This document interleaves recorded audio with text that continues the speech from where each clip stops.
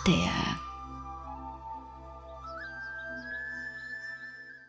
හැම දිනාටම තෙරුවන් සරණයි. වන්දනීය පූජනීය වැඩම අවදාළ ගෞරවනීය ස්වාමීන් වහන්සේ ඇතුළු ලෝකවාසී මහා සංඝරත්නයන් අවසරයි. පින්වත්නි, අද දවසේත් ධම්මපද දහම් කතිකාවත සමග අපේ පින්නතුන් සම්බන්ධ වෙන අවස්ථාව. අපේ පින්නතුන් දන්නවා මේ ලෝකයට පහළුණු ශාන්තිනායක සම්මා සම්බුදු පියාණන් වහන්සේ නිසා මේ සංසාර ගමනම දුකක් බව, ඒ වගේමයි සංසාර ගමනෙන් නිදහස් විය යුතු බව, නිදහස් වෙන්නේ මෙන්න මෙහෙමයි කියලා මාර්ගයක් පෙන්වීම සම්බන්ධව අපේ සම්මා සම්බුදුරජාණන් වහන්සේ අනිකුත් සියලුම ශාස්ත්‍රුන් වහන්සේලා අභිභවාගිය මහා සත්පුරුෂ රත්නයක් විදියට මේ සසර ගමනේ අපට මුණ ගැහෙන්නේ. එවන් වූ සම්මා සම්බුදු පියාණන් වහන්සේ මේ ලෝකයට දේශනා කළ උතුම් ධර්මයෙහි තියෙන විවිධ රසවත් තැන්, අර්ථවත් තැන්, ගාථාමය වශයෙන් බුදු පියාණන් වහන්සේ දේශනා කළ උතුම් දහම් පද එකතු කරලා සකස් කළ කුද්දක නිකායට අයත් උතුම් ග්‍රන්ථයක් තමයි මේ ධම්මපදේ කියලා අපි මේ සාකච්ඡාවට ගන්නෙ. ඉතින් අපි නිරන්තරයෙන්ම පින්වත්නි උත්සාහ කරන්නේ මේ ධම්මපදයේ තුල අඩංගු විවිධ ගාථාවල ඇතුළාන්ත රසවත් සිද්ධි වගේම ඒ ධර්ම කාරණා සාකච්ඡා කරමින් ජීවිතයට, එදිනෙදා ජීවිතේ එකතු කරගන්නේ කොහොමද කියලා වැඩම වදාළ අපේ ගෞරවනීය ස්වාමීන් වහන්සේලාත් එක්ක කතා බහ කරන්න. ඉතින් අද දවසේත් වෙනද වගේම අපිත් එක්ක බොහොම කල්යාණ මිත්‍රත්වයෙන් එකතු වුණා රාජකීය පඬිත අපේ කතිකාචාර්ය ස්වාමීන් වහන්සේ, ගෞරවනීය බෝපැත්තේ සෝමානන්ද ස්වාමීන් වහන්සේ. වහන්සේ බොහෝම ගෞරවයෙන් අපි උතුම් දහම් කතිකාවතට පිළිගන්නවා. ස්වාමීන් වහන්සේ, දැන් අපිට සාකච්ඡා කරන්න තියෙන්නේ ධම්මපදයේ තියෙන 54 වෙනි ගාථාව. සායනාංශ, ඉතින් මේ ගාථාවත් අපේ ශ්‍රේෂ්ඨ අපේ බුදු පියාණන් වහන්සේගේ ශ්‍රාවක උතුමන් වහන්සේ නමක් ඇසුරු කරගත්ත ගාථා ධර්මයක් නිසා අපේ ජීවිතයට පහසුවෙන් සමීප කරගන්න පුළුවන් කියලා අපි හිතනවා.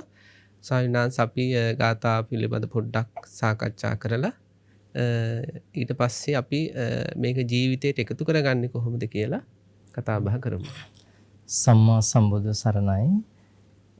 මේ උතුම් ධම්මපදය සාකච්ඡාව සඳහා වැඩම කර වදාරන්නට යෙදුන අපේ කල්යාණ මිත්‍ර විනයාචාර්ය අපේ පොහොල්ලැලේ සාරද පින්වත් ස්වාමින් වහන්සේ ප්‍රධාන සම්පූජනීය ගරු කටයුතු මහා සංඝරත්නයන් අවසරයි, ශ්‍රද්ධාකාමී සත්පුරුෂ පින්වතුනි, අද දවසෙත් අපි මේ උතුම් ධම්මපදය ධර්ම සාකච්ඡාව තුළදී වටිනා ගාථා රත්නයක් මූලික කරගෙන ඒ ගාථා රත්නය හරහා අපේ තථාගතයන් වහන්සේ උගන්වා වදාරන්නට යෙදුණු ඊටාම වටිනා ධර්ම සංකල්පයක් පිළිබඳව සාකච්ඡාවක් ගොඩනගන්නටයි උත්සාහවන්ත වෙන්නේ. ඒ විශේෂයෙන්ම අපේ පින්වත් සාරද කල්යාණ මිත්‍රයන් වහන්සේ සිහිපත් කළා වගේම මේ ධම්මපද දහම් කතිකාවත තුලින් අපි අපේක්ෂා කරන්නේ මේ දහම් කරුණු අපේ පින්වතුන් ප්‍රායෝගික ජීවිතයට එකතු කරගෙන තමන්ගේ ජීවිතය ධර්මානුකූල ප්‍රවේශයකට යොමු කරගන්නට වීරවන්ත වේවි කියන එකයි. ඒතර අද දවසේ අපේ මාතෘකාව අපේ පින්වත් ස්වාමීන් වහන්සේ ඊටාම රසවත් වගේම ඊටාම වටිනා කියන මාතෘකාවක් ඔබ වහන්සේ සිහිපත් කළ වගේම අපේ ධර්ම භාණ්ඩාගාරික අපේ ආනන්ද ස්වාමිපාදයන්න් වහන්සේ මූලික කරගනිමුනුයි මේ ගාථා රත්නය තථාගතයන් වහන්සේ දේශනා කර වදාරන්නට යෙදුනේ. න පුප්ප ගන්ධෝ පටිවාත මේති න චන්දනං තගර මල්ලිකාවා සතංච ගන්ධෝ පටිවාත මේති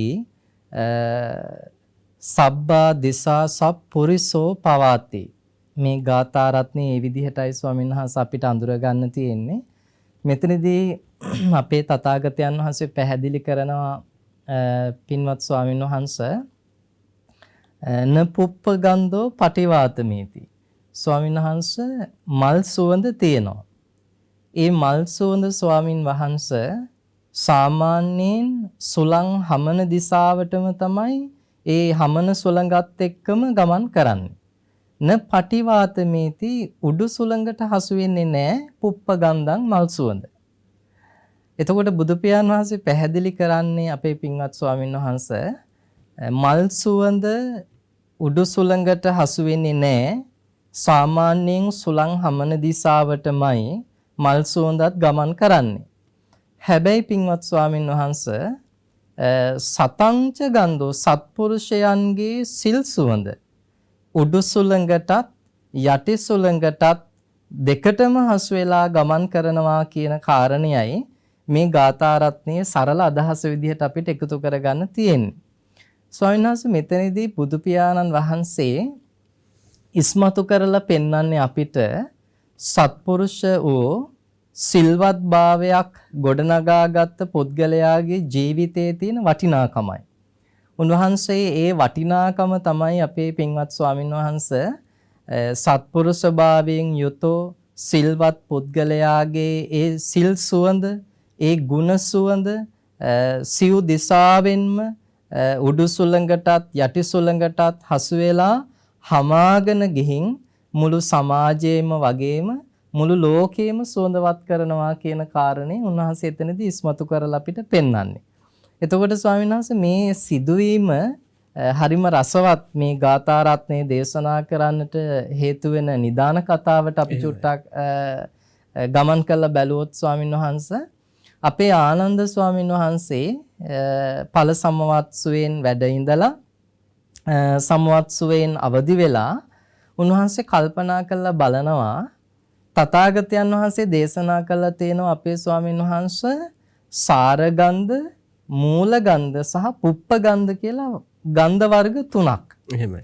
සාරගන්ධ කියන්නේ අපේ ස්වාමීන් වහන්සේ සුදු හඳුන්, රත් හඳුන් වගේ අරටු වලින් හමන සුවඳ ගන්ධය.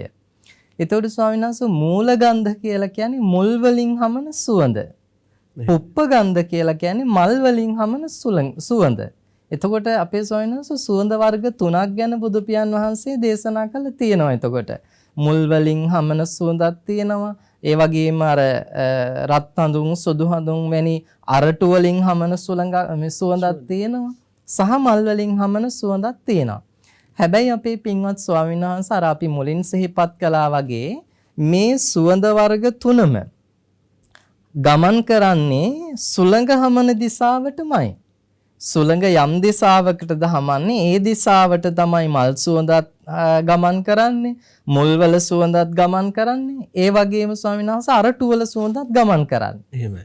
එතකොට ආනන්ද ස්වාමීන් වහන්සේ කල්පනා කරනවා සාමාන්‍යයෙන් සුළං හමන දිශාවටම ගමන් කරන්නේ නැති උඩු සුළඟට හසු වෙලා ඒ උඩු සුළඟේ ගමන් කරන සුවඳක් තියනවද මේ ලෝකේ? උන්වහන්සේ අර විතර්කයක් පහල කරගන්න උන්වහන්සේගේ సంతානය තුලම. ඊට පස්සේ උන්වහන්සේම කල්පනා කරනවා මේකට මම පිළිතුර හොයාගන්න ඕනේ බුදු පියාණන් වහන්සේ මුණ ගැහිලා.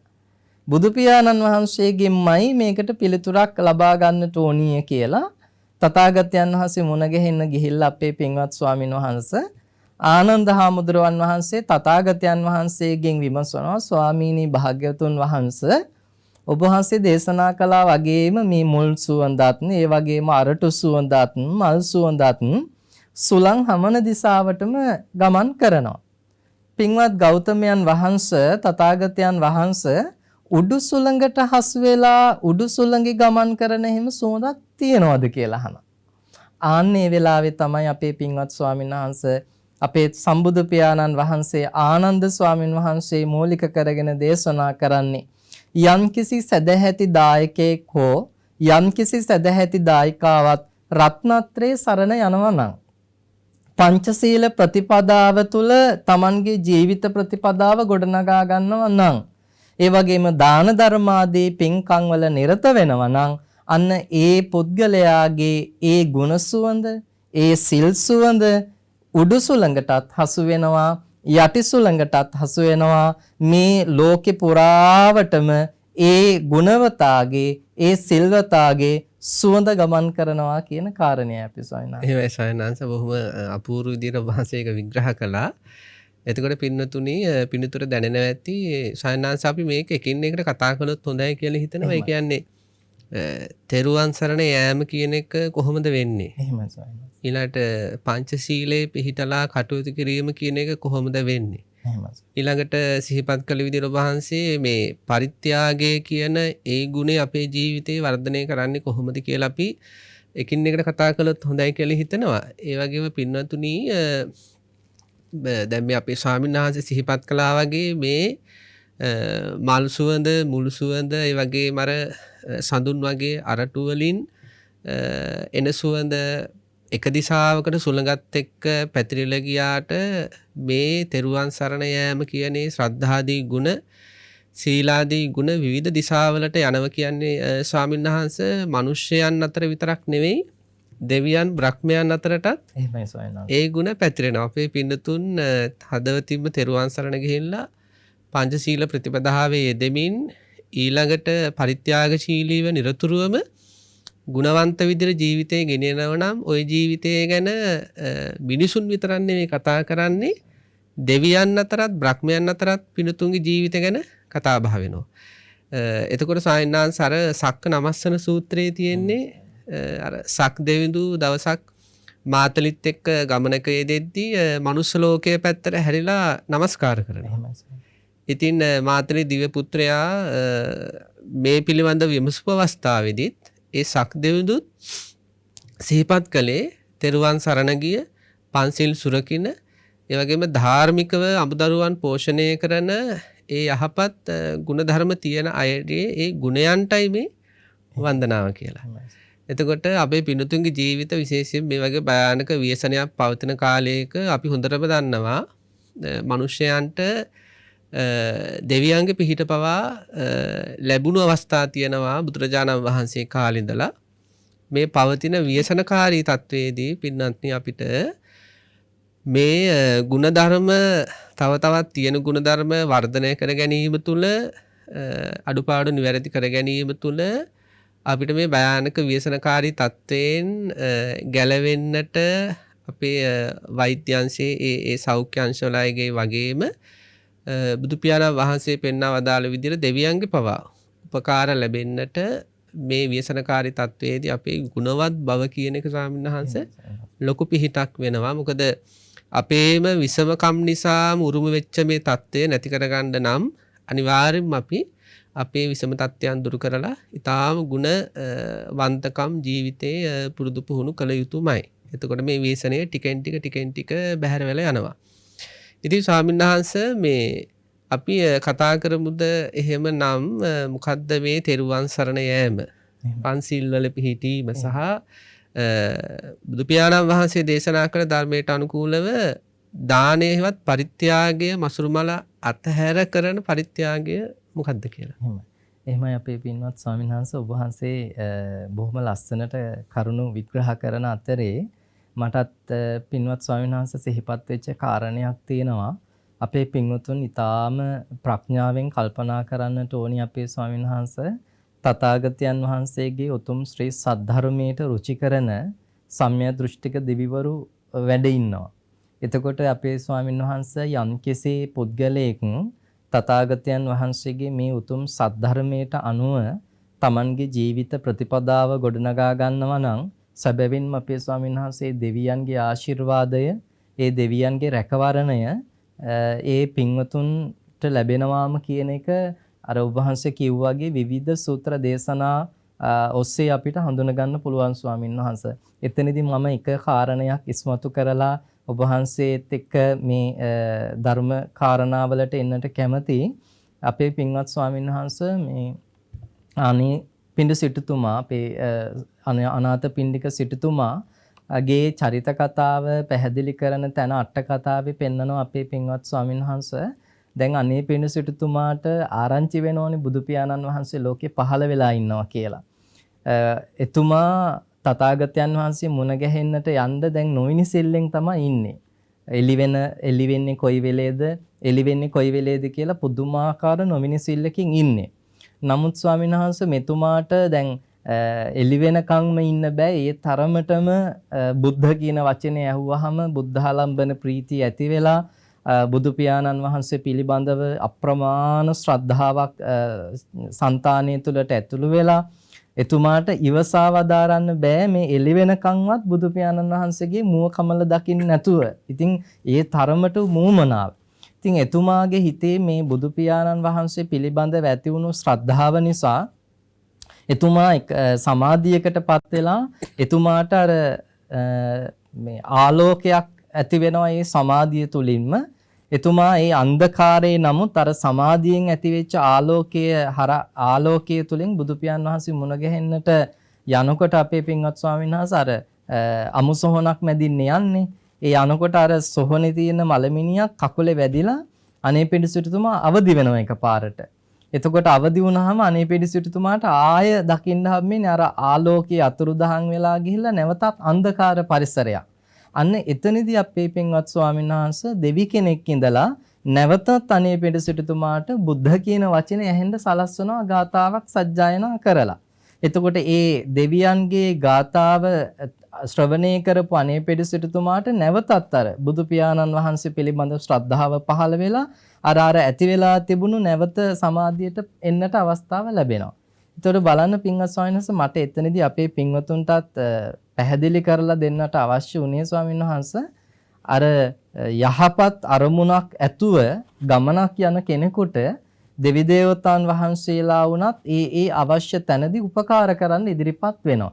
ඉතින් අර ඔබ වහන්සේ හරිය ලස්සනට ඉස්මතු කරලා දුන්නා වර්තමානයේ මේ අපි ගත කරන්නේ යම්කිසි විදිහේ තීරණාත්මක කාලපරාසයක්.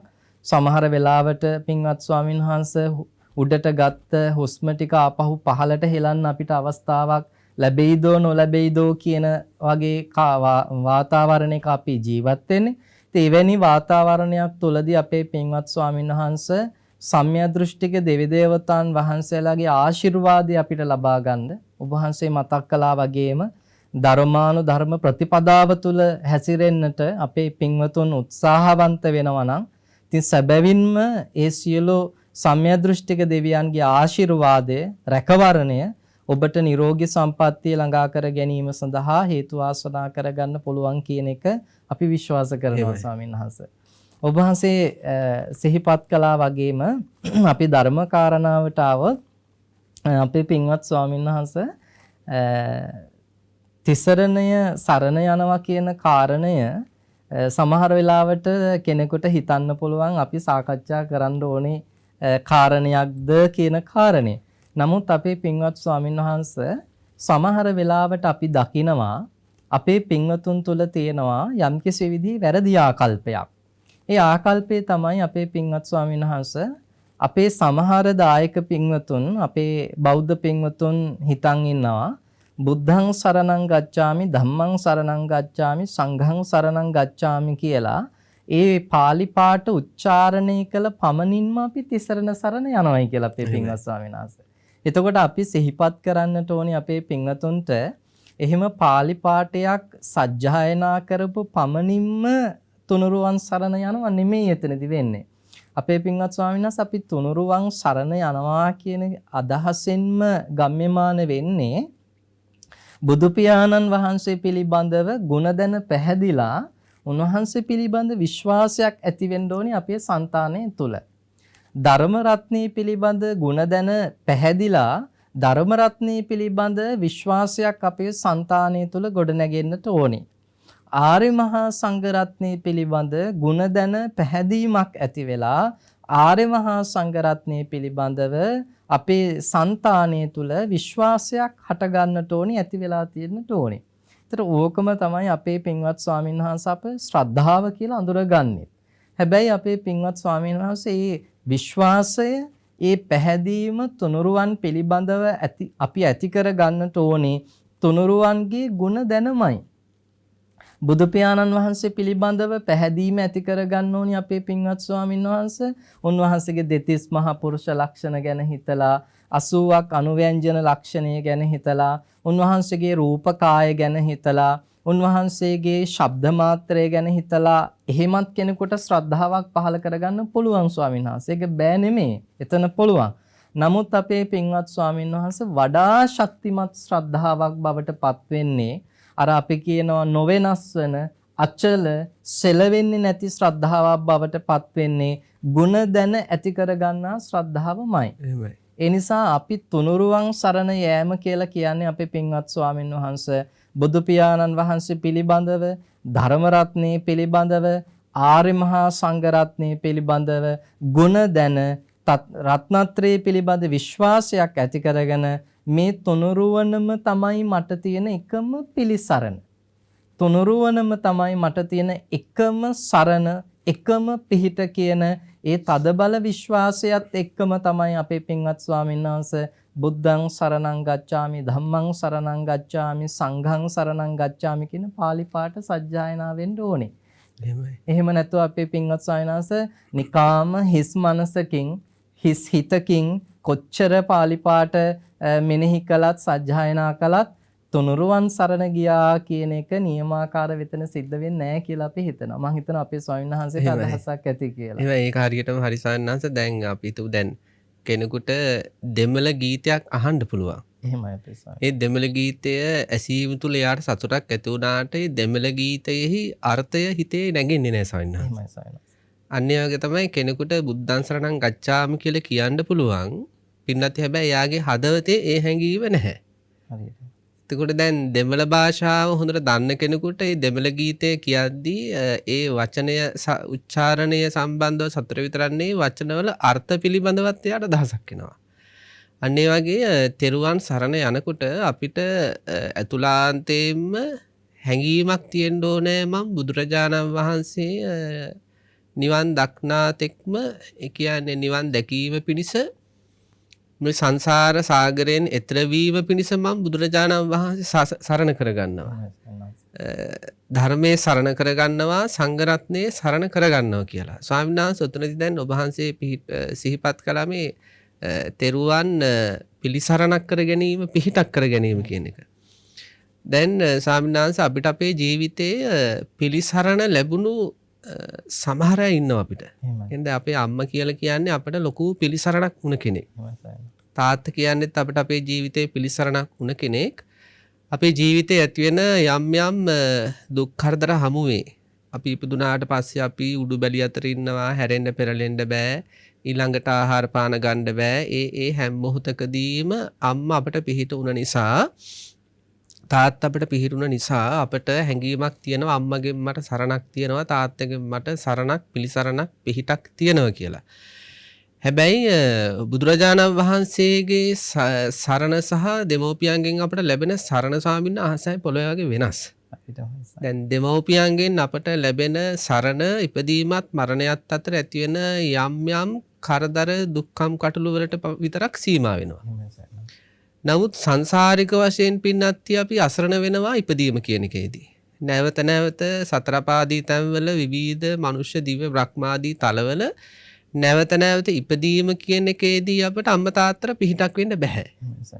ඊළඟට සංසාර ජීවිතේ නැවත නැවත ඉපදෙමින් ජරාවටපත් වෙලා ලෙඩ දම් වලට වැටිලා විශේෂයෙන් මේ භයානක කොරෝනා ව්‍යසනය දැන් හුස්මත් එක්ක ලොකු සටනක් අල්ලන රෝගයක්. ඒ වගේ ව්‍යාධීමය තත්ත්වයන්ට පත්වනකොට ජරාවට පත්වනකොට ඇත්තටම අම්මා තාත්තට අපිට පිහිටක් වෙන්න බෑ නැවත කවදාවත් එවැනි තත්ත්වයන් ඇති නොවෙන්න. සසර ජීවිතේ මෙරි බොහොම දුක්ඛිත විදියට. තාම දුක්ඛිත විදියට පින්නත් අපි මෙරි උපදිනකොට මරණයන්ගෙන් සදහටම ගලව ගන්න අපේ අම්මා තාත්තට බෑ. ඇත්තම කතාව නම් අම්මා තාත්තටවත් බෑ. අම්මා තාත්තා ජරාවට පත්වන එකෙන්, ව්‍යාධියට පත්වන එකෙන්, මරණයට පත්වන එකෙන්, සංසාර ගමන යන එකෙන් බේරෙන්න. ඉතින් මෙන්න මේ වගේ ජාති ජරා ව්‍යාධි ශෝක පරිදේව දුක්ඛ දෝමනස් ආදී විශේෂයෙන්ම මානසික දුක් කරදරවලදී පවා ඔය සමහර අය වෙනස් වෙනකොට, සමහර අය දාලා යනකොට, සමහර අයගේ ආදරය ආදී අහිමි වෙනකොට හිතවල ඇති වෙන පිච්චිලි වලට, දැවිලි වලට, තැවිලි වලට අම්මා තාත්තට ස්ථිර විසඳුමක් දෙන්න බෑ පින්නත්. එතනදී අම්මගේ තාත්තගේ සරණ සීමිතයි. නමුත් අපි මේ සිහිපත් කළ හැම ජාති ජරා ව්‍යාධි ආදී අපිව අසරණ කරන සියලුම සැකසීමක් හමුවේම නැවත එවැනි දුක්ඛිත තත්ත්වයන්ට හසු නොවන ඉහළ ලෝකෝත්තර මාර්ග හිතකට යන්නට අපට සරණ වෙන්නේ අපේ තථාගත සම්මා සම්බුදු පියාණන් වහන්සේ. ඒ වගේමයි තථාගතයන් වහන්සේ දේශනා කළ ධර්මය. ඒ වගේම ඒ ධර්ම මාර්ගය පුරුදු පුහුණු කරලා සසර දුකෙන් නිදහස් වුණු ආර්ය මහා සංඝරත්නය. එතකොට අන්න ඒ හැඟීමෙන්මයි මේ අසරණ වුණු මට ජාති ජරා ව්‍යාධි ශෝක පරිදේව දුක්ඛ දෝමනස් ආදී මේ මහා ව්‍යසනයන්ගෙන් භවයෙන් භවය අසරණ වෙන මට මගේ අම්මටවත් තාත්තටවත් පිහිට වෙන්න බැරි මෙන්න මේ ව්‍යසන වලින් ගැලවෙන්න භාග්‍යතුන් වහන්සේ ඔබ වහන්සේ විතරමයි මට පිහිට වෙන්නේ. එහෙමයි සයන්ස්. ධර්මයේ විතරමයි මට පිහිට වෙන්නේ. ආර්ය මහා සංඝරත්නයේ විතරමයි මට පිහිට වෙන්නේ කියන හැඟීමෙන් බුද්ධං සරණං ගච්ඡාමි කියවෙනව නම් එහෙමයි සයන්ස්.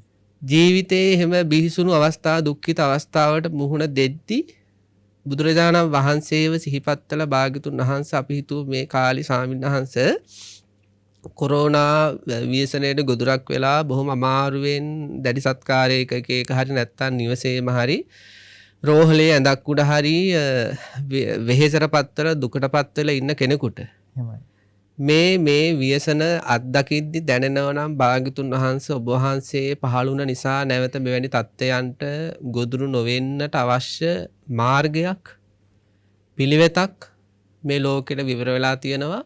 මෙවැනි දුක්ඛිත තත්ත්වයන්ගෙන් මුදව ගන්න නේද මාව භාග්‍යතුන් වහන්සේ ඔබ වහන්සේ මේ ලෝකෙට අසංකේ කල්ප ගානක් පෙරම් පුරල පහළුනේ. හිතේ දරා ගන්න බැරි කායික පීඩා අභිභවාගිය මානසික දුකක් දරුවෝ නිසා හරි විඳිද්දී ස්වාමියා භාර්යාව නිසා හරි දරා ගන්න බැරි මැරෙන්න තරම් හිතන මානසික දුකක් අත්දකිද්දි දැනෙන්න ඕන මගේ බුදු පියාණන් වහන්සේ මේ පිච්චිලි වලින් මාව බේර ගන්න නේද ඔබ වහන්සේ පහළුනේ. මේ මට ඇහෙන මේ බණ කියන්නේ බුදු පියාණන් වහන්සේ දේශනා කළ මේ ධර්මයේ කියන්නේ මා නැවත මේ පිච්චිලි වලින් බේර ගන්න මේ ලෝකයට පහළ වෙච්ච ධම නේද. මෙහෙම පිච්චි හිටපු අය නේද මේ ආර්ය මහා සංඝරත්නයේ බවට පත් වෙලා තියෙන්නේ මේ ධර්මයේ ප්‍රත්‍යක්ෂ වශයෙන් අවබෝධ කරගෙන කියලා එදිනෙදා ජීවිතයේදී පින්වත්නි බුද්ධ වන්දනා කරන වෙලාවට විතරක් නෙවෙයි සිල් සමාදන් වෙන්න යන වෙලාවට විතරක් නෙවෙයි එදිනෙදා ජීවිතේ බව ඇති වෙන ඕනෑම ව්‍යසනකාරී තත්වයකදී හදවතින්ම බුදු පියාණන් වහන්සේගේ පිහිට ධර්මයේ පිහිට සංඝරත්නයේ පිහිට දැනෙන කෙනෙක් ඉන්නවා නම් ස්වාමීන් වහන්සේයා තෙරුවන් සරණ ගියපු කෙනෙක්. එහෙමයි අපි සයන්ස් ඔබ වහන්සේ තාම ලස්සනට විග්‍රහ කරපු ආකාරය හරිම පැහැදිලි. ඇත්තටම ස්වාමීන් වහන්සේ මේ අපේ අසරණතාවය අපි මුලින්ම තේරුම් ගැනීමයි වෙන්න ඕනේ. අර ඔබ වහන්සේ හරිම හොඳට ඒක පැහැදිලි කරනවා. අපි කොතනද අසරණ වුණේ කියන එක තේරුම් ගන්න ඕනේ. ඊළඟට ඒ අවබෝධය එනවා නම් ස්වාමීන් වහන්සේ අපේ අසරණකමට එකම පිළිසරණ තථාගතයන් වහන්සේ කියන එක ඊළඟට අපිට හඳුන ගන්න පහසුයි. අර අපේ ස්වාමීන් වහන්සේ කිව්වාගේ මේ සංසාරගත ජීවිතය තුළ අපි වැටිලා තියෙන අසරණතාවය අපි හරියටම අඳුරගත්තොත් අපිට තථාගතයන් වහන්සේ තමයි ඉන්න එකම පිළිසරණ කියන එක ඊළඟට එක ශනියකින්ම පැහැදිලි වෙනවා අපේ පින්වත් ස්වාමීන් වහන්සේ. අනික ඔබ වහන්සේ මතක් කළා වගේම තථාගතයන් වහන්සේ බෝසත් අවධිය තුළ අර මේ ශරීරයට දැඩිව දුක් දුන්නා.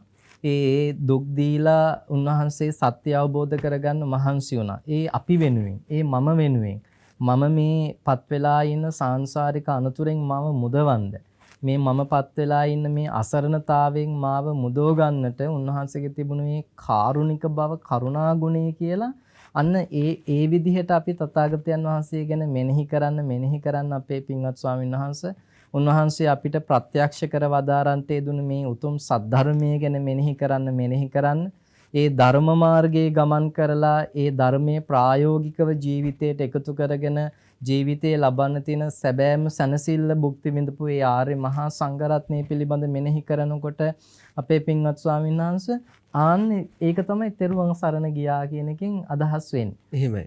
ඒ වගේම ස්වාමීන් වහන්සේ දැන් කෙනෙක් තෙරුවන් සරණ ගියා නම් එයාගේ ජීවිතේ හැම මොහොතකම එයා තෙරුවනනේ සිහිපත් කරන්න ඕනේ අපේ පින්වත් ස්වාමීන් වහන්සේ. දැන් උදාහරණයක් හැටියට යම් හේතුවකින් මම තෙරුවන් සරණ ගියපු කෙනෙක් නම් මට යම්කිසි විදිහකට ඊර්ෂ්‍යාව පහළ වෙනවා නම් සිතුවිල්ලක් විදිහට. එතකොට ටක් ගාලා මම ආපහු විතර්කයක් සිතුවිල්ලක් ඇති කරගන්න ඕනි පින්වත් ස්වාමීන් වහන්සේ.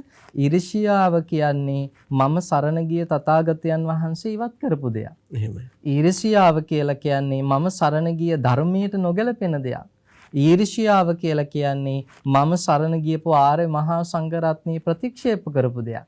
එහෙනම් පින්වත් ස්වාමීන් වහන්සේ මම සරණ යන තථාගතයන් වහන්සේත් ප්‍රතික්ෂේප කරන ඒ ධර්මයටත් නොගැලපෙන ආර්ය මහා සංඝරත්නයත් ප්‍රතික්ෂේප කරපු ඊර්ෂ්‍යාවෙන් මං කටයුතු කිරීම එතකොට මට ගැලපෙන්නේ නැහැ. අර තෙරුවන් සරණ යෑම කියන්නේම අර පින්වත් ඔබ ස්වාමීන් වහන්සේ ඔබ වහන්සේ පැහැදිලි කළා වගේම තුනුරුවන් සරණ ගිහිල්ලා ඒ තුනුරුවන හැම වෙලෙම ජීවිතයත් එක්ක බද්ධ කරගෙන ඉස්සරහට යන්න ඕනේ. ඒක හරියට පින්වත් ස්වාමීන් වහන්සේ මෙන්න මෙහෙම ගලප ගන්න පුළුවන් අපිට. අපි ස්වාමීන් වහන්සේ වැස්ස වහින වෙලාවට ඒ වහින වැස්සෙන් ආරක්ෂා වෙන්න කියලා හිතාගෙන කුඩයක් මිලදී ගන්නවා. දැන් අපි පින්වත් ස්වාමීන් වහන්සේ කුඩේ අරගෙන මේ එළියට බැහැලා ගමනක් යනකොට වැහි පොද එකක් දෙකක් ඇඟට වැටෙනකොට අපි දන්නවා දැන් වහින්න ලෑස්ති වෙන්න. ඒ නිසා මේ වහින වැස්සෙන් ආරක්ෂා වෙන්නට නම් දැන් මම මේ කුඩේ ඉහළන්න ඕනි කියන අදහසට එනවා. එතකොට පින්වත් ස්වාමීන් වහන්සේ අර කුඩේ ඉහළනකොට කොච්චර වැස්සත් මට ඒකෙන් ආබාධයක් වෙන්නේ නැහැ. මට ඒකෙන් අපහසුතාවයක් ඇති වෙන්නේ නැහැ. ආන්න ඒ වගේ තමයි ස්වාමීන් වහන්සේ රත්නත්‍රය. තුනුරුවනත් හරියට අර කුඩේ වගේ පාවිච්චි කරන්න ඕනි. කෙලස් නැමැති වැසි වහිනකොට. එහෙමයි.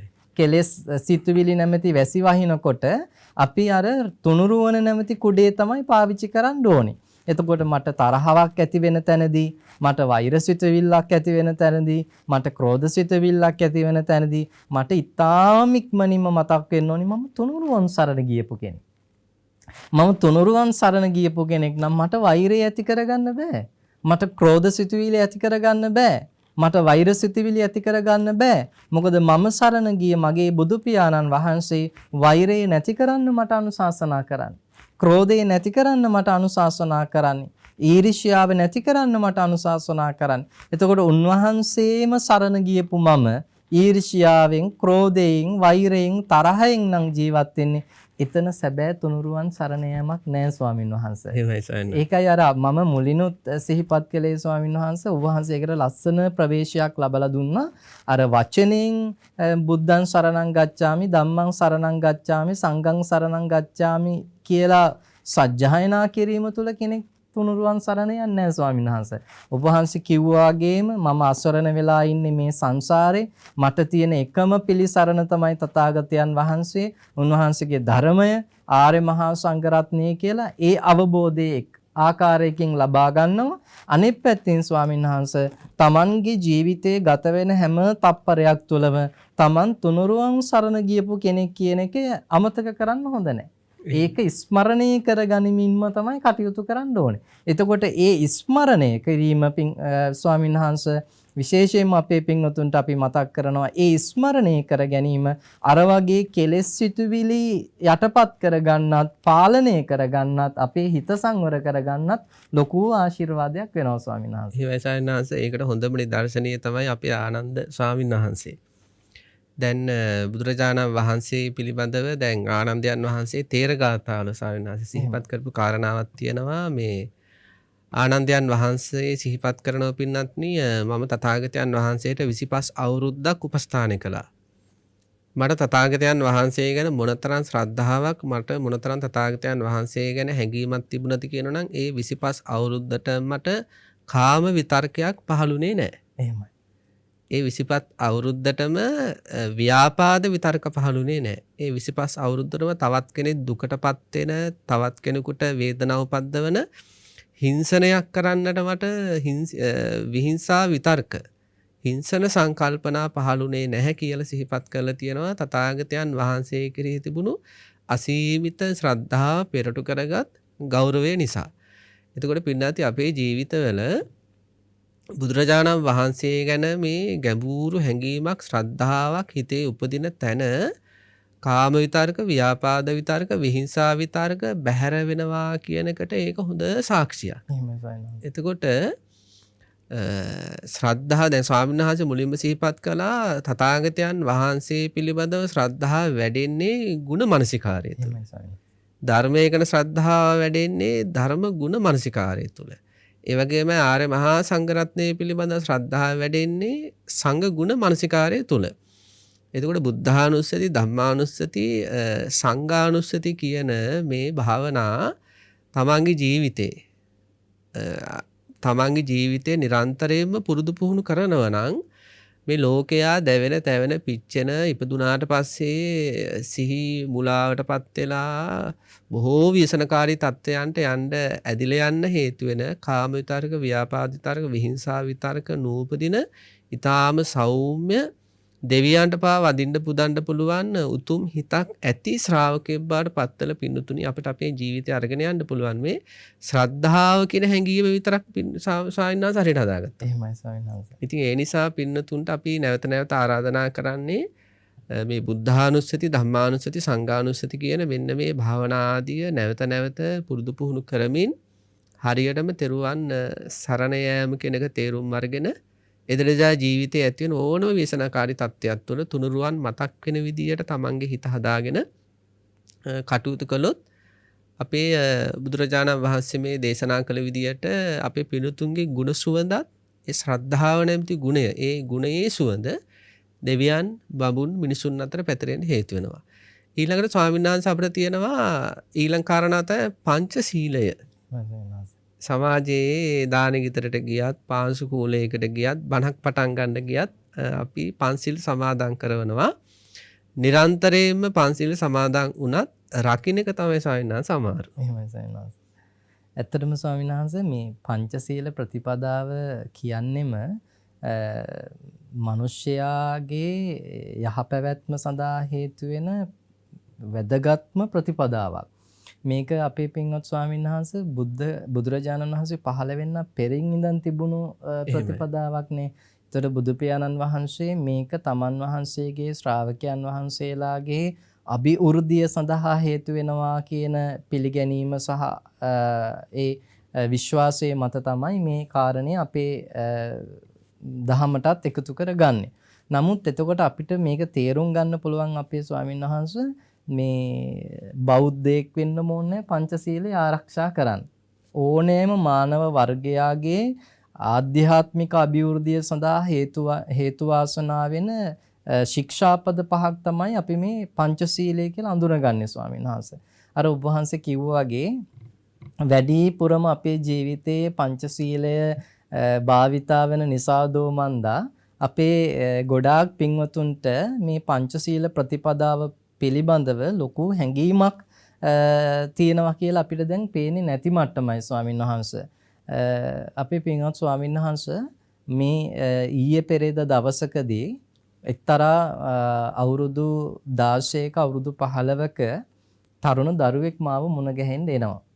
ඒ දරුවා අපේ ස්වාමීන් වහන්සේ මේ කොරෝනා රෝගයට ගොදුරු වෙලා යම්කිසි විදිහකට දැන් සුවතාවයටපත් වෙලා ඉන්න දරුවෙක්. ඒ දරුවා මට ඇවිල්ලා කියනවා ස්වාමීන් වහන්සේ ඔබ වහන්සේට විශ්වාස කරන්නත් අපහසු වෙයි. මම දැන් පංචශීල ප්‍රතිපදාව ආරක්ෂා කරන ගිහියෙක් බවට පත් වෙලා ඉන්නේ ස්වාමීන් වහන්සේ. මේ ලෝකේ දුකයි ස්වාමීන් වහන්සේ. මේ ලෝකේ අනිත්‍යයි. මේ ලෝකේ අනාත්මයි. ගන්න කිසිම දෙයක් නැහැ. මට ඕනේ ස්වාමීන් වහන්සේ සෝවාන් ඵලයටපත් වෙන්න කියලා දැන් මේ විදිහේ කතාවක් ඇති කරගත්තා. මං ඇහුවා ඒ තරුණ පුතාගෙන් පුතේ ඇයි ඔයාට එකපාරටම සෝවාන් වෙන්න අදහසක් ඇති වුණේ? ඒක තාම හොඳ අදහසක්, තාම හොඳ අරමුණක්.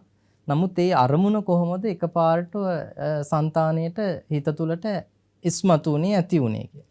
ඊට පස්සේ පින්වත් ස්වාමීන් වහන්සේ මේ දරුවත් එක්ක කල්පනා කරලා කතා කරලා බැලුවාම මේ දරුවා යම්කිසි විදිහකට මානසික පීඩනයකට ලක් වෙලා ඉන්න දරුවෙක්.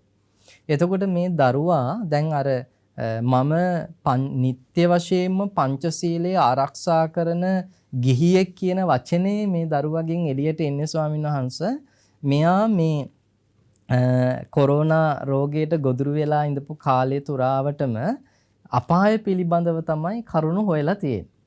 ඒ අපාය පිළිබඳ කරුණු හෙව්වහම ස්වාමීන් වහන්සේ මෙයාට තද්ද බල විදියට අපායට බයක් ඇති වෙලා තියෙනවා. ඒ බයටත් එක්කම එයා කල්පනා කරලා තියෙනවා දැන් මම කරපු වැරදිත් එක්ක ගලප ගත්තොත් එහෙම මට මොනවා වෙයිද? දැන් අපායේ ස්වභාවය මෙහෙමනම්. ඒතකොට මම කරපු වැරදි වලට අනුව මම අපායේ ගියොත් එහෙම මටත් මේ විදිහේ දුක්ඛයන්ට මූණ පාන්න සිද්ධ වෙනව නේද කියලා බරපතල විදිහේ බීතියකට ලක් වෙලා තියෙනවා මේ දරුවා. ඒ බය නිසාම එයා ඊට පස්සේ පින්වත් ස්වාමීන් වහන්සේ උත්සාහ දරලා තිනවා ගෙදරට හොඳ චරිතයක් බවට ඉස්මතු කරලා පෙන්වන්න. මම වැරදි කරන කෙනෙක් නෙමෙයි, මම සත්තු මරණ කෙනෙක් නෙමෙයි, මම බොරු කියන කෙනෙක් නෙමෙයි, මම මේ කාමයේ වරදව හැසිරෙන කෙනෙක් නෙමෙයි කියලා එයා ඉස්මතු කරනවා එයාගේ චරිතය ඊටාම නිවැරදි චරිතයක් කියලා පෙන්වන්න. ඊළඟට ඒකම තමයි ස්වාමීන් වහන්සේ මෙයාට දැන් සෝවාන් වෙන්නත් ඕනේ. මං ඇයි පුතේ ඔයා දැන් සෝවාන් ඵලයට ඔච්චරම කැමති? ස්වාමීන් වහන්සේ සෝවාන් වුණාම සතර අපායට වැටෙන්නේ නැහනේ. එතකොට ස්වාමීන් වහන්සේ මම තේරුම් ගත්තා මේ දරුවට අමුතුවෙන් සෝවාන් වෙන්න ආසාව ඇති වෙලා තියෙන වෙන මොකටවත් නෙමෙයි අපායට වැටෙන්නේ නැතුව ඉන්න. අපායෙන් නිදහස් වෙන්න. එතකොට දැන් මේ සමහර වෙලාවට දැන් මේ අර අපේ පින්වතුන් අර ග්‍රහණය කරගන්නවනේ එක එක ආකල්ප ආන්න ඒ දැඩිව ග්‍රහණය කර ගැනීම එක එක අන්තයන් වලට දැඩිව ගමන් කිරීමේ ප්‍රතිඵලයකින් තමයි මේ දරුවාගේ මනස මේ අසහනකාරී තත්ත්වයට පත් වෙලා තියෙන්නේ. ඒතර මං මෙතනදී තේරුම් ගත්ත දේ තමයි අපේ ස්වාමීන් වහන්සේ අර පුංචි කාලේ ඉඳන්ම අපි පුංචි දරුවාට උනත් පුරුදු පුහුණු කරන්න ඕනේ හරි ලස්සනට මේ පංචශීල ප්‍රතිපදාව තුල කටයුතු කිරීමෙන් ලැබෙන ප්‍රතිඵලය ගැන. සත්තු මරන්න එපා කියනවා වගේම ස්වාමීන් වහන්සේ ඒකේ අනිත් පැත්ත සත්තුන්ට මෛත්‍රී කරන්න ඕනි කියන එක, බොරු කියන්න එපා කියන එකේ වගේම සත්‍ය කතා කිරීමේ තියෙන වැදගත්කම, අනුන්ගේ දේවල් සොරකම් කරන්න එපා කියනවා වගේම අනුන්ගේ දේවල් ආරක්ෂා කිරීමේ වැදගත්කම, රහමෙර පානය කරන්න එපා කියනවා වගේම කෙනෙක් ඒකට ගොදුරු වෙලා ඉන්නවා නම් එයා එකෙන් මුදවා ගැනීමට ඇතිවෙන්නට ඕනි සිතුවිලි. අන්න ඒ දෙකම පින්වතුනි අපි මේ අපේ දරුවන්ට වගේම අපේ මේ පොඩි දරුවන් එක්ක මේ හැදෙන પરම්පරාවට අපි ඉගැන්නුවොත් මං හිතනවා ස්වාමීන් වහන්සේ ඒකේ එතකොට දෙපැත්තම තියෙනවනේ. එකක් තමයි වේරමණී, ඊළඟට සමාධියාමි. ඒ කාරණා දෙකම මෙතන කතා කරනවානේ. එතකොට ස්වාමීන් වහන්සේ සත්තු මරණකෙන් වළකින කෙනා ඊළඟට සත්තුන්ට මෛත්‍රී කරනකොට අර කරුණා මෛත්‍රියෙන් යුක්තව సంతානයක් සිතුවිලි ටිකක් එයාගේ සිත තුළ ගොඩ නැගෙනවා. ඊළඟට අනුන්ගේ දේවල් සොරකම් කරන්නේ නැතිවින්නේ කෙනා අනුන්ගේ දේවල් ආරක්ෂා කරනකොට ආන්න ඒ අර මානව හිතවාදීකම ඒ තුලින් ගොඩ නැගෙනවා ස්වාමීන් වහන්සේ. එතකොට අපි උත්සාහවන්ත වෙන්න ඕනේ සහ අපි උත්සාහ විය යුතුයි ස්වාමීන් වහන්සේ. මම පෞද්ගලිකව විශ්වාස කරනවා මේ පංචශීල ප්‍රතිපදාවේ මේ කියන දෙපැත්තම අඳුන ගන්න. වැලකීමත් අපි අඳුන ගන්නවා, ඊළඟට සමාදන් වෙන්න ඕන එකත් අපි අඳුන ගන්නවා. ඒ විදිහට අපි අඳුනගෙන මේ පංචශීල ප්‍රතිපදාව අපේ ජීවිතයට එකතු පාදා කරගන්න පුළුවන් නම් මං හිතනවා ඒක හරිය ප්‍රයෝජනවත් වෙයි කියලා ස්වාමීන් එහෙමයි සයන්නාස් ඒක මේ ඊටාම නිවැරදි කාරණාවක් සයන්නාස්. ඒ කියන්නේ පින්වත්නි අපි අපේ ජීවිතේ දැන් ප්‍රාණඝාතයෙන් වැළකීම සහ අදත්තා දාන ආදීන් වැළකීම කියන කාරණාව ජීවිතයට එකතු කර ගැනීමේදී ආනිසංස වාරය ගැන එහෙමයි. දැඩි අවධානයක් යොමු කරන්න ඕන. ස්වාමීන් වහන්සේ සිහිපත් කළා වගේම අපිට පුංචි කාලේ ඉඳලා අපේ දරුවන්ට ප්‍රාණඝාතයේ තියෙන සත්වයන්ට ඇතිවන වේදනාකාරී අත්දැකීමත් සයන්නාස මතක් වෙනවා. දවසක් අර බුදුරජාණන් වහන්සේ ගමනක් යනකොට දරුවෝ ටිකක් ගැරඩියෙකුට කරදර කරනවා. ඒලයි බුදුරජාණන් වහන්සේ සිහිපත් කරන්නේ ඒ ගැරඩියා තමන් වුණා නම්. එහෙමයි ස්වාමීන් වහන්සේ. ඒ ගැරඩියා ඔය දරුවෝ වුණා නම් ඔය දරුවන්ට ඒ හිංසනය කොහොමද දැනේද? එහෙමයි ස්වාමීන් වහන්සේ. එහෙම හිතලා මේ තමන් ගැන හිතලා අන් සත්වයන්ට කරදර කරන එක නතර කරන්න කියලා බුදු පියාණන් වහන්සේ දේශනා කළා වගේ පින්නත් අපි පුංචි කාලේ ඉඳලා අපේ දරුවන්ට ප්‍රාණඝාතයේ තුලින් සමාජයට වෙන හානිය, බොරු කීම තුලින් සමාජයට වෙන හානිය, මේ වගේ සොරකම් කිරීම තුලින් සමාජයට වෙන හානිය, නිසි වයස්වලට එද්දී කාම මිත්‍යාචාර ආදී සහ අනිකුත් වැරදි වලින් සමාජයට සහ තමන්ට වෙන හානිය පිළිබඳව තේරුම් කරමින් ඒ වගේම ඒ කරන ඒ යහපත් රකින්න ශික්ෂා තුළින් තමන්ට ලැබෙන ආනිසංස වාරය පිළිබඳව අපි දරුවන්ව දැනුවත් කරනවා නම් ඒ ආනිසංසයේ දකින්න ඕනෑම කෙනෙක් තමන්ට යහපත සිද්ධ වෙන බව දැනෙනව නම් ඒ දේට පෙළඹෙන්නට පින්නත් යොමු වෙනවා. ඒකට ලස්සන උපමාවක් තියෙනවා ස්වාමීන් වහන්සේ. ඒ කියන්නේ ආනිසංසයේ දකිද්දී අපි ඒක කරන්න පෙළඹෙනවා කියන එක. දැන් තියෙනවා සායනාංශ මේ තල තෙල් ගන්න පාවිච්චි කරනවා සෙක්කුව. දැන් තල තෙල් අවශ්‍ය අය තල තෙල් ගැනීමට සෙක්කුවට තල දාලා සෙක්කුව කරකවන්න ඕනේ. දැන් සෙක්කුව කරකවන කෙනාගේ තියෙනවා ක්‍රියාකාරකම් දෙකක්. එකක් තමයි එයා හැමතිස්සෙම අර තල කරකැවෙන දිහා බලනවා. ඊළඟට ඒක කරකැවි කැවි එකතු වෙන තෙල් දිහාත් බලනවා. අරකේ අර කරකැවෙන අතරේ එකතු වෙන තෙල දකින්න මෙයාට තව කරකවන්න හිතෙනවා. අන්න ඒ වගේ තමයි පින්නාති අපේ ඕනෑම දැන් පංචශීලයේ ගත්තට පස්සේ ප්‍රාණඝාතයෙන් වැළකීම කියන්නේ මේ මොහොතේ අපි කරන ක්‍රියාකාරකම. ඒකට ස්වාමීන් වහන්සේ අර සෙක්කුවේ තල තෙල් එකතු වෙනවා වගේ අපේ ජීවිතයට එකතු වෙන මහා ආනිසංසමය විපාක වාරය. අන්න ඒ දිහා බලන්න ඕනේ. සොරකමෙන් වළකිනවා වගේම සොරකමින් වැළකීමේ ආනිසංස වාරයේ දිහා බලන්න ඕන. අර සෙක්කුවේ තල දාලා කරකවන පුද්ගලයාට අර තෙල් දකින්න තව කරකවන්න හිතෙනවා. අන්න ඒ වගේ පින්නතුනේ පංචශීලයේ ආනිසංස වාරය දකින්න තව සිල්වත් වෙන්න හිතනවා. තව සිල්වත් වෙන්න හිතනවා. පංචශීලයට එහාගේ ආජීවට්ටමක සීලය සමාදන් වෙන්න. ඊළඟට උපෝසත දස සීලය, ගහට දස සීලය, පුළුවන් නම් පැවිදිලා සාමණේර සීලය රකින්න, උපසම්පදා සීලය රකින්න. ඒ කියන්නේ නිවන් දකින්නට අවශ්‍ය මේ පිළිවෙත් මාර්ගය වේගෙන් වැඩෙන්නට හේතු වෙනවා පින්වත්නි මේ ආනිසංස වාරය දැකීම කියන එක. ඒ නිසා බාල තරුණ වැඩිහිටි කවුරුණත් තමන්ගේ ජීවිතයේ බුදුරජාණන් වහන්සේ දේශනා කළ පංචශීල ප්‍රතිපදාව ආරක්ෂා කරගන්නට ලොකු ඕනෑකමකින් කටයුතු කරන්න ඕන. ඊළඟට ස්වාමීන් වහන්සේ දැන් අපේ සමාජයේ සමහර පින්තුන් කියනවා සිල් රකින්න අමාරුයි කියලා. ඒක ඉතින් ඇත්තට මේක ලේසි දෙයක් නෙවෙයි. ඉතින් එතකොට දැන් මේ සිල් රකින්න අමාරු අයට සීලය ආරක්ෂා කරගන්නට අපි කොහොමද තවත් ධර්මානුකූලව යම් කරුණු කාරණා එකතු කරගන්නේ? එහෙමයි අපේ පින්වත් සායනහස මම ඔබ වහන්සේගේ අර ඉස්සලා පංචශීල ප්‍රතිපදාව තුළ ආනිසංස වාරය ගැන මෙනෙහි කරන්න ඕනි කියන කාරණේදී මට සිහිපත් වෙච්ච කාරණයක් තමයි ස්වාමීන් වහන්සේ දැන් ඇත්තටම මම අදහස් කළේ අපේ ස්වාමීන් වහන්සේ දැන් දෙමව්පියෝ ඒවා අපේ ආච්චි සීයලා වේවා දරුවන්ට අර අපාය පිළිබඳව යම්කිසි විදිහේ බියක් ඇති කරනවා. පුංචි කාලෙම පුතේ ඕක කරන්න එපා එතකොට අපාය යනවා. ඊළඟට අපිටත් ස්වාමීන් වහන්සේ පුංචි කාලේ එහෙම දේවල් වෙලා තියෙනවා. මම අදහස් කරන්නේ ස්වාමීන් වහන්සේ අපි අපාය ගැන අපේ පුංචි දරුවන්ට යම්කිසි විදිහේ සිතුවිලි ඇති කරන්න ඕනි පොඩි කාලේ ඉඳන්ම හඳුන ගන්න උදව් කරන්න ඕනේ. මොකද බුදු පියාණන් වහන්සේත් ස්වාමීන් වහන්සේ පැහැදිලි කරන්නේ මුලින්ම දෙමව්පිය කරන්න ඕනි පාපානිවාරෙන් තියෙන්නේ. දරුවෝ පවෙන් වළක්වන්න ඕනේ. ඊළඟට තමයි කල්යාණී නිවේසෙන්ති යහපතේ යොදවන්න ඕනේ. හැබැයි ස්වාමීන් වහන්සේ අනවශ්‍ය විදිහට අර පවක් කළොත් අපාය යන්න වෙනවා කියලා අර අනවශ්‍ය බයක් ඇති කරනවට වඩා හරි හොඳයි පින්වත් ස්වාමීන් වහන්සේ ඔබ වහන්සේ මතක් කළා වගේම සත්තු මැරුවොත් ඔයාට මෙහෙම වෙනවා කියලා ඒකේ ආදීනම පෙන්නනවා. ඊළඟට ඒකේ ආනිසංසත් පෙන්නනවා. එතකොට පින්වත් ස්වාමීන් වහන්සේ අර පොඩි මනස සමබර වෙනවා. එහෙමයි. අපි පින්වත් ස්වාමීන් වහන්සේ අර ආදීනව විතරක්ම පෙන්නගෙන ගියොත් එහෙම එතකොට ඒ මනස එක පැත්තකට බර වෙලා යන්නේ. එතකොට ඒක යාගේ යම්කිසි විදිහකදී අනාගත ගමනේදී යම් බලපෑමක් වෙන්නත් පුළුවන් ඒ මනස එක පැත්තකට වර කරලා ගෙනිච්චොත්. ඒ කියන්නේ සයන්නාස අර මානසික සමතුලිතතාවය පොඩ්ඩක් බිඳෙන්න හේතු වෙන පැහැදිලිවම ස්වාමීන් වහන්සේ එහෙම වෙනවමයි. ඒ නිසානේ ඉතින් බුදු පියාණන් වහන්සේ අර දැන් කේසී වගේ සූත්‍ර දේශනාවලදී අපේ පින්වත් ස්වාමීන් වහන්සේ පෙන්වන්නේ මම රළු වෙන්න ඕනේ තැන රළු වෙලා තියෙනවා මෘදු වෙන්න ඕනේ තැන මෘදු වෙලා තියෙනවා.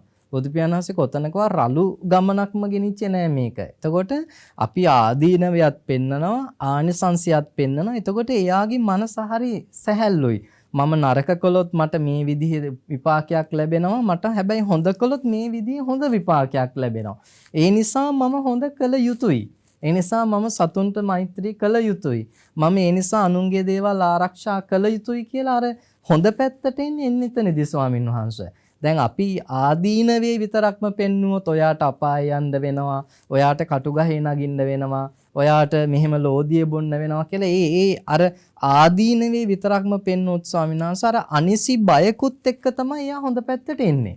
එතකොට අන්නේ අනිසි බයකුත් එක්ක එයා හොඳ පැත්තට එනවා කියන එක ස්වාමීන් වහන්සේ එතන අර ඔබ වහන්සේ කිව්වා වගේ අර මානසික සමතුලිතතාවය ඇති වෙන්න මේ නැති වෙන්න එක හේතුවක් වෙනවා. ඒ කියන්නේ සයන්නාංශ අනවශ්‍ය කියන්නේ බය ඇති වෙන්න ඕන. නමුත් බයට අනවශ්‍ය බය එකතු වුණාට පස්සේ මනස නොසන්සුන් වෙනවා. එහෙමයි ස්වාමීන් වහන්සේ. දැන් මේ ලැජ්ජාව සහ බය කියන එක දේව ධර්මයක් හැටියට උගන්වන්නේ. එතකොට පවට අපි ලැජ්ජා වෙන්න ඕනේ සහ පවට අපි බිය ඇති කරගන්න ඕනේ. හැබැයි ඒ බිය කියන එක අනිසි බියක් බවට පත් කරන්න හොඳ නැහැ. අනික ස්වාමීන් වහන්සේ දැන් අපි තරුණ දරුවෙකුට තේරුම් කරලා දෙන්න පුළුවන් කාරණා මෙන්න මෙහෙමයි පුතේ මෙන්න මෙහෙමයි කියලා. නමුත් ස්වාමීන් වහන්සේ අර පොඩි මනසට එහෙම එක පාරට අපිට තේරුම් කරන්න අපහසු වෙන ස්වාමීන් වහන්සේ. දැන් මම ඒ කාරණේ හොඳටම අත්විඳිනවා. දැන් අර මම කිව්ව සිද්ධියත් එක්ක ස්වාමීන් වහන්සේ ඒ දරුවට මම තේරුම් කරලා දෙන්න උත්සාහ කළාට දැන් එයා හිතන්නේ ස්වාමීන් වහන්සේ යම් විදිහයකට සිතුවිලි මාත්‍රාවක්වත් පහළ වෙන වුණොත් එහෙම ඒකත් අකුසලයක් වුණොත් එයා අපායයි. එහෙම වුණොත් එයාට අපාය ගිහලා අර විදිහේ දුක්ඛයන්ටපත් වෙන්න සිද්ධ වෙයි. එතකොට ස්වාමීන් වහන්සේ ඒක හරීම අපහසුයි. අර කර්මයේ පිළිබඳ උගන්වලා චේතනාවක් තියෙන්න ඕනි කර්මය සිද්ධ වෙන්න නම් කියලා ඒ ධර්ම සංකල්ප ටික උගන්වලා නැවත අර මනස සමබරතාවයකට පත් කරන්න ලේසි නෑ ස්වාමීන් වහන්සේ. ඒ නිසා අර අපි හරීම ලෙන්ගතු අපේ දායක පින්වතුන්ට විශේෂයෙන්ම අපේ දෙමව්පියන්ට අපි ආච්චි සීයාලට සිහිපත් කරනවා ඔබ අර අපේ හැදෙන පුංචි දරුවෝ යහපත් මාර්ගයට ගොඩනගා ගන්නට තල්ලු කරන්න යහපත් මාර්ගයට ගන්නම අවශ්‍ය තමයි. ඒකට අපිට ඒ දරුවෝ පවට ඒ ආදීනව පෙන්නලා පිනේ ආනිසංස පෙන්නලා යහපත් මාර්ගයට යොමු කරගන්න පුළුවන්. හැබැයි පව පිළිබඳ අනිසිබියක් ඇති කිරීම නුසුදුසුයි ස්වාමීන් වහන්සේ. එහෙමයි සයන්න. එහෙමයි අපි අර ඔබ වහන්සේ හරි ලස්සනට ඉස්මතු කරලා දුන්නා වගේම පවේ තියෙන ආදීනවේ ගැන කතා කරන අතරේ පිනේ තියෙන මේ ප්‍රයෝජනේ ලැබෙන ආනිසංසය ගැන කතා කරනවා නම් සත්තු මරණකොට තියෙන ආදීනවේ ගැන කතා කරලා සත්තුන්ට මෛත්‍රී කිරීම තුළ ලැබෙන ආනිසංසය ගැන කතා කරනවා නම් අර හොඳට මනස සමතුලිතතාවයට පත් කරගෙන මේ ආධ්‍යාත්මික ගුණවගාවේ ඉස්සරහට ගමන් කරන්නට දරුවන්ට අවශ්‍ය පරිසරය නිර්මාණය කරන්න පුළුවන් ස්වාමීන් වහන්සේ. එහෙමයි සයන්නාංශ. එහෙමයි. එහෙමයි ඔබ වහන්සේ අර ඉස්මතු කළා වගේම හරි මම නැවත සැරයක් ඒක ටිකක් පැහැදිලි කළේ ස්වාමීන් වහන්සේ. ඒක අපේ වැඩිහිටියන් අතරින් සිද්ධ වෙන යම් කිසි විදිහ අපි දැන් දකින ලොකු දුර්වලතාවයක් ස්වාමීන් වහන්සේ. ඒක අපි හදාගන්න ඕනේ. එහෙමයි ස්වාමීන් වහන්සේ. එහෙමයි සයන්නාංශ. දැන් සමාජය ගත්තට පස්සේ සයන්නාංශ අපේ සමාජය හරියට අමනුෂ්‍යයන් පිළිබඳව කතා බහ කරනවා. එහෙමයි ස්වාමීන් වහන්සේ. ඒ කියන්නේ අමනුෂ්‍ය බලපෑම් කියලා අපේ සමාජය තුළ නිරන්තරයෙන්ම අමනුෂ්‍යයන්, භූතයන්, ප්‍රේතයන් ගැන කතා කරනවා. ඉතින් දැන් අපිත් එක්ක ළඟදී එක්තරා පොඩි සාකච්ඡාවකදී ඔය පිළිබඳව ප්‍රශ්න ඇති කළාට පස්සේ අපි විමසුවේ ඇයි අපි හිතන්නේ නැත්තේ දෙවියන් පිළිබඳව. කියන්නේ අමනුෂ්‍යය ගැනම කතා කරන අපි ඇයි අපි කතා කරන්නේ නැත්තේ මේ ලෝකයේ තුල මොනතරම් දෙවියන් ඉන්නවද? අර අමනුෂ්‍යයන් ගැනම හිත විවිධ දේවල් කර ඉන්න විවිධ අනවශ්‍ය සංකල්පවල ඉන්න අයගෙන් අපි අහන්නේ අපි කල්පනා කරන්න ඕනේ මේ ලෝකයේ තුල තෙරුවන් සරණ ගිය සම්‍යක් දෘෂ්ටික උපාසක උපාසිකාවන්ට පිහිට වෙන මහා සංඝරත්නයට පිහිට වෙන ඊළඟට අවබෝධයටපත් වෙච්ච බොහෝ දෙවිවරුත් ඉන්නවා. නමුත් අපි බොහෝ දුරට අපේ ජීවිතවල අමනුෂ්‍යයන්ටම හැමදේම බාර දෙමින් අමනුෂ්‍යයන් ගැනම කතා කරමින් භූත පිශාච ආදීන් ගැන කතා කරමින් අපි අපේ මානස තුල අර වගේ අනවශ්‍ය බයක් ඇති කරගෙන තියෙනවා. හරියට ආදීනව විතරක් දැක ආනිසංස නොදැක ඉන්න දරුවෙක් වගේ. ඉතින් ඒ නිසා අපේ ජීවිතේ හැමතිස්සෙම මානසික සහනය ඇති වෙන විදියටම අවශ්‍ය සංකල්පනා බොහෝ පරිස්සමින් සිදු කරන්න ඕනේ. නැත්නම් අනවශ්‍ය බය ඇති ගැනීම ඇති වෙන නිසා. අපේ ස්වාමීන් වහන්සේ එතනදී සිහිපත් කරන්න ඕනේ. දැන් අර ඔබ වහන්සේ ඒක හරිය ලස්සනට පැහැදිලි කළා. අර අමනුෂ්‍ය කියන වචනේ තුල අපි අල්ලන්නෙම අර ප්‍රේත පිසාච අන්නේ ඒ පැත්තමයි ස්වාමීන් වහන්සේ. ඒක හරියට මෙන්න මෙහෙමයි.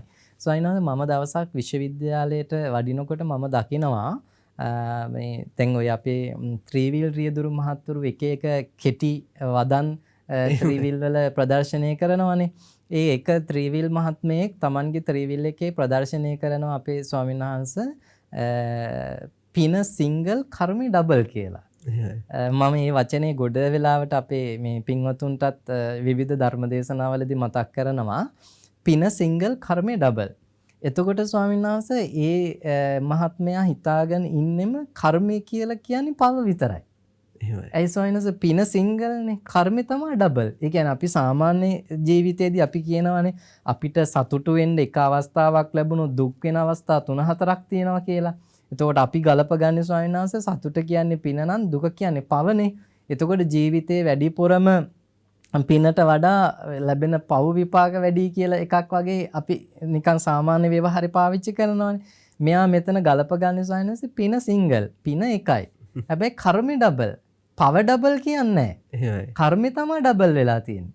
එතකොට ස්වාමීන් වහන්සේ කර්මය කියන වචනේ ඇතුළෙම එයා ලඝු කරගෙන තියෙන කර්මය කියන්නේ පව. කර්ම කියන්නේ පව. හැබැයි කර්මය ඇතුලේ පිනක් තියෙනවනේ ස්වාමීන් වහන්සේ. දැන් අපේ ස්වාමීන් වහන්සේ දැන් අපේ පින්වතුනුත් ඕක ගලප ගන්න විදිය හරි වැරදි. ස්වාමීන් වහන්සේ දැන් අපේ පින්වතුන්ටත් කර්මය කියන අදහස ඇති වෙන්නෙම මොකක් හරි ජීවිතේට අනතුරක් වෙච්ච වෙලාවටනේ. අනේ කර්මේ කවදාවත් ස්වාමීන් වහන්සේ පින්වත් දරුවෙක් හම්බුනොත් එහෙම මේ මගේ කර්මය කියලා කියන්නේ ඒ පින්වත් දරුවා ලැබුණේ ඇත්තටම ස්වාමීන් වහන්සේ පුණ්‍ය කර්මයක ප්‍රතිඵලයක් විදිහට මේ දෙමාපියන්ට.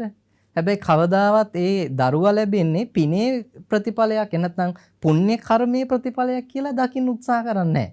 හැබැයි පින්වත් ස්වාමීන් වහන්සේ ලැබෙන දරුවාගේ මොනවා හරි අඩුපාඩුකමක් තිබුණොත් මේ එක්කෝ මොනවා හරි අංගපසංගවල අඩුපාඩුවක් හරි කතා කරන්න බැරි කමක් හරි කන් ඇහෙන්නේ නැති කමක් හරි තිබුණොත් ආන්න එතනදී කර්මස්මතු කරගන්න.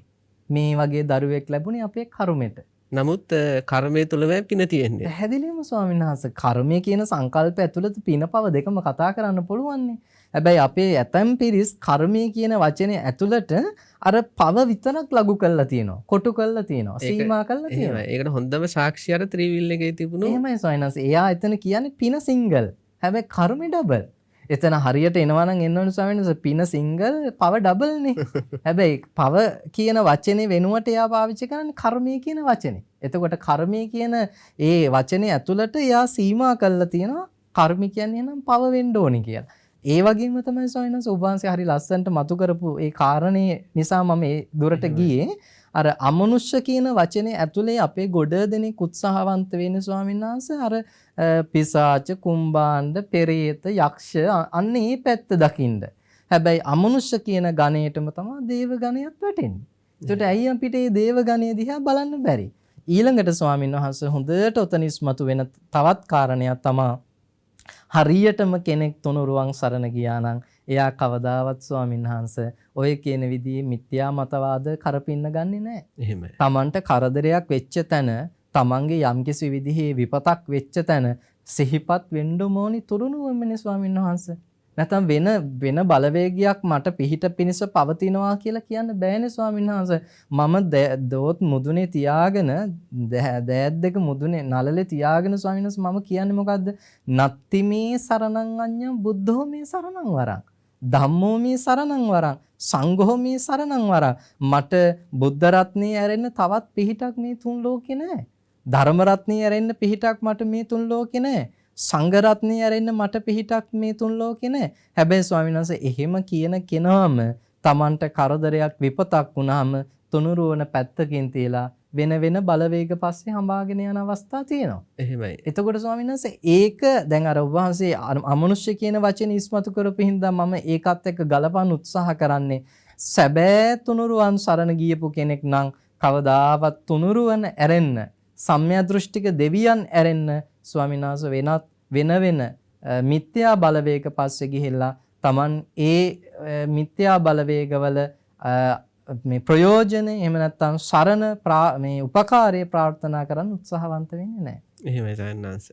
බුදුරජාණන් වහන්සේ සරණ ගිය, ධර්මයේ සරණ ගිය, මහා සංඝරත්නයේ සරණ ගිය අවබෝධයෙන්ම ත්‍රිවිධ රත්නය පිහිට කරගත් අය තමන්ගේ ජීවිතයට ඇති වෙන ඕනෑම ගැටලුකාරී තත්ත්වයක් බුදුරජාණන් වහන්සේ දේශනා කළ ආකාරයට විසඳ ගන්න හැටි තමයි අපේ ස්වාමීන් වහන්සේ හේතුඵල ධම්මාදියට අනුකූලව විග්‍රහ කරන්නට යෙදුනේ. ඉතින් පින්වත්නි අදත් අපි බොහෝම අපේ ආනන්ද මහතෙරුන් වහන්සේ මුල් කරගත්ත ප්‍රධාන වුණ මේ ධම්මපදයේන විශිෂ්ට ගාථා රත්නයක් ගැන තමයි කතා කරන්නට යෙදුනේ. අදත් අපි සමග බොහෝම ශ්‍රද්ධාවෙන් වෙනද වගේම කල්යාණ මිත්‍රත්වයෙන් එකතු වුණේ අපේ ගෞරවනීය ස්වාමින් වහන්සේ රාජකීය පඬිත කතිකාචාර්ය බෝපැත්තේ සෝමානන්ද ස්වාමින් වහන්සේ.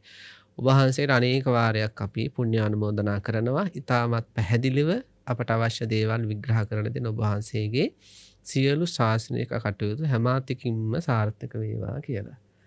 පින්තුන්ටත් මේ භයානක ව්‍යසනයේ පවතින කාලේ යම් යම් දුක් කරදර වෙලා තියෙනවා නම් තුනුරුවන්ගේ ආශිර්වාදයෙන් සංසාරික මහා පුණ්‍ය ධර්මයන්ගේ ආශිර්වාදයෙන් ඒ සියලුම දුක් කරදර දුරු වේවා. කිසියම් දුක් කරදරයක් ජීවිතවලට නැවත නැවත ඇති නොවේවා. නිරතුරුවම තෙරුවන් තමන්ගේ හිතේ රුවාගෙන මේ සංසාරයේ කියන ගොහර බීර කතරින් එතර වෙන්නට අවශ්‍ය ශක්තිය, ධෛර්යය, සිහිය, නුවණ, වීරය හැම මොහොතකම නැවත නැවත සකස් වේවා. උතුම් නිවනින්ම සැනසේවා කියන ප්‍රාර්ථනාවෙන් අදර නියමිත ජයමග රූප වාහිනී ධම්මපද දහම් කතිකාවත මෙතෙකින් අවසන් කරනවා. හැම දිනාටම සම්මා සම්බුදු සරණයි.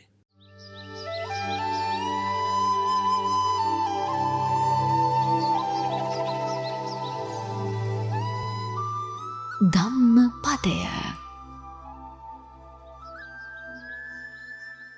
මෙවැනි වටිනා ධර්මදේශනා නැරඹීමට ජයමග TV YouTube නාලිකාව සබස්ක්‍රයිබ් කර සීනුව ලකුණ ක්ලික් කරන්න.